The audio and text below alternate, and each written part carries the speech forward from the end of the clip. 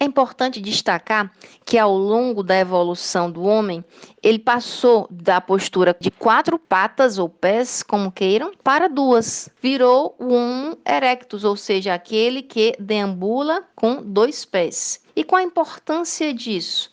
Ele passou a desenvolver uma lordose lombar. As curvaturas da coluna foram ocorrendo justamente para permitir que esse Homo seja erectus. Na lordose lombar, o paciente em pé, essa lordose é 50% maior que se fosse sentado. E qual a consequência disso? A consequência é uma correlação da pressão intradiscal aumentada com a posição sentada, que é onde a gente fica mais tempo. Existe um benefício do apoio lombar sentado que aumenta com a lordose.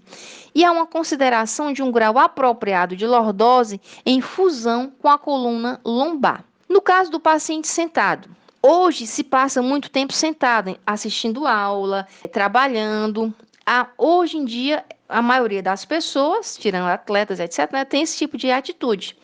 Muito tempo sentado pode comprometer ou mesmo expor as estruturas dos tecidos moles, como os discos. E aí, ao longo prazo, por conta dessa correlação de pressão, faz com que esse desgaste, se a pessoa não se levanta, não muda de posição, vai atrapalhando um pouco. Só lembrando para não ficar contradito. Isso é, no caso, só pensando no Homo erectus, mas, por exemplo, paciente em pé que carrega peso na cabeça, carrega peso nas costas, logicamente é um fator de risco. Nós estamos falando aqui de biomecânica de uma forma geral. Quanto à fisiopatologia da hérnia de disco lombar. Pode haver fissuras no anel fibroso, e nós já conversamos bastante sobre essa possibilidade outrora. E também o acometimento de raízes nervosas espinhais, que também nós já conversamos sobre essa possibilidade. Nesse caso do acometimento de raízes nervosas, pode haver uma compressão mecânica direta ou uma irritação nervosa pela ação de mediadores inflamatórios liberados. Falamos inclusive sobre a questão do hidrogênio, do pH e etc. nesse sentido. Falar um pouco da hérnia de disco de uma forma geral. Hérnia de disco nada mais é do que a migração do núcleo pulposo, aquele do centro, com fragmentos do anel fibroso para fora de seus limites funcionais, e aí a compressão das raízes nervosas. A hérnia de disco classifica-se em protusas ou focais locais, extrusas e sequestradas. As protusas significam que, você pode observar aqui, ó, uma herniazinha protusa, a base de implantação sobre o disco de origem é mais larga que qualquer outro diâmetro. Olha só, aqui ó, é pressão. Aqui também tem pressão. Aqui é o disco, aqui é o osso.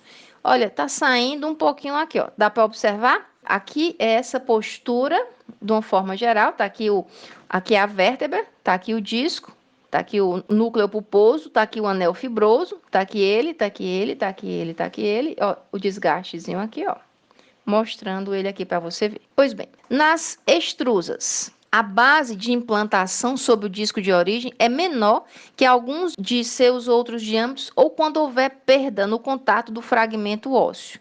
Vejamos então aqui. É mais comum no ligamento longitudinal posterior. Só mostrando para você, ó.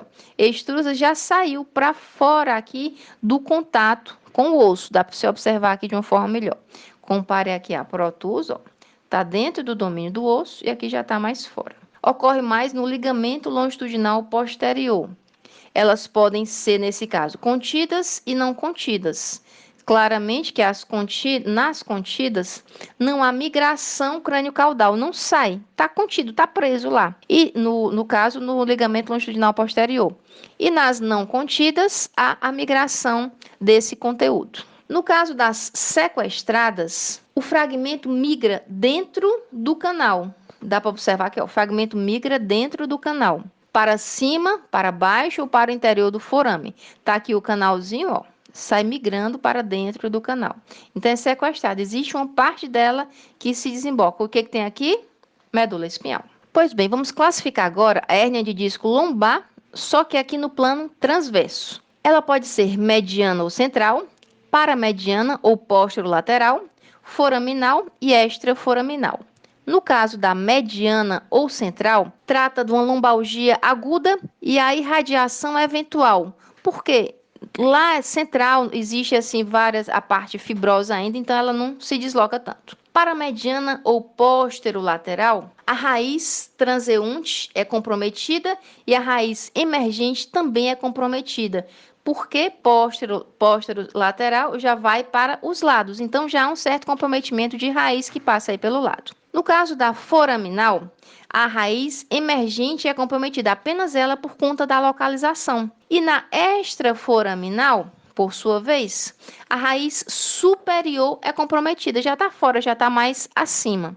Os locais mais frequentes de surgimento de hérnia de disco lombar são L4 e L5. Por que L4 e L5? Ou seja, as duas últimas vértebras lombares. Por um motivo muito simples. No caso de L4, o que acontece? L4 se localiza acima da linha pélvica e ela é fixada transversalmente pelo ligamento ilio-lombar. E aí ela tem uma certa mobilidade, mas existe uma certa mobilidade. No caso de L5, apoia-se sobre a plataforma óssea do sacro e é fixada pelo transverso, conferindo-lhe uma certa estabilidade rígida. Então, imagina, existe uma diferença de estabilidade. Essa é rígida e essa é fixa. E aí, essa se desloca sobre essa. À medida que essa se desloca sobre essa, vai provocando atrito, desgaste e, por consequência ao desgaste, existe aí toda aquela parte fibrosa que vai se desgastando, vai rasgando e vai permitindo com que o núcleo pulposo se desloque. Vamos falar sobre as manifestações clínicas decorrentes da hérnia de disco lombar. Nós já conversamos em vídeos anteriores que cada raiz nervosa está relacionada a um dermátomo e a um miótomo. Pois bem, por exemplo, C1 sai da região occipital e da vértebra C1, da primeira vértebra cervical C1. Então, entre occipito e C1 vértebra sai C1 raiz. E assim por diante. Cada uma dessas raízes tem a sua correspondência a nível de pele e tem sua correspondência a nível muscular. No caso da correspondência de pele, ou seja, do dermátomo, nós temos, por exemplo, se você tiver algum comprometimento na região do ombro, na face lateral, região medial da face lateral, você tem um comprometimento, por exemplo, de C5. Isso é dermátomo nessa área de pele. Se for a nível de miótomo, você vai ter o comprometimento, por exemplo, do deltoide fibras médias, e aí ele não vai fazer a abdução até 90 graus do ombro. Isso significa um comprometimento do miótomo. Pois bem, no caso aqui também existe a mesma coisa. A mais comum que nós vimos é a hérnia de L4 a L5. Portanto, há um comprometimento da quarta raiz lombar. E o que isso significa na prática, a nível clínico? Significa que a nível de dermátomo da pele, há uma dor na face posterolateral da coxa e do joelho, também da face lateral dos gastrocnêmios e na face dorsal do pé até o hálux. Se você me perguntar, professora, há um comprometimento, há uma diminuição de força, amplitude de movimento em gastrocnêmios e outras musculaturas aqui presentes? Com certeza que existe uma diminuição de força, mas nós estamos falando de hérnia de disco, dor, por isso nós colocamos para você o dermátomo. Outros sintomas característicos. Sim, só lembrando, aí se foi L1, L2, L3, L4 e assim por diante, logicamente é só você dar uma olhadinha no dermátomo, no miótomo, que você vai distinguir as circunstâncias mais específicas correspondentes. Então, outros sintomas: hipoestesia, diminuição de sensibilidade, formigamento, diminuição de força muscular de acordo com a área acometida, perda total ou parcial do controle funcional dos intestinos e da bexiga na parte mais distal da lombar. É isso aí, pessoal. Obrigada por assistirem a mais um vídeo e não se esqueçam de curtir as aulas, se inscrever no canal e indicar aos amigos.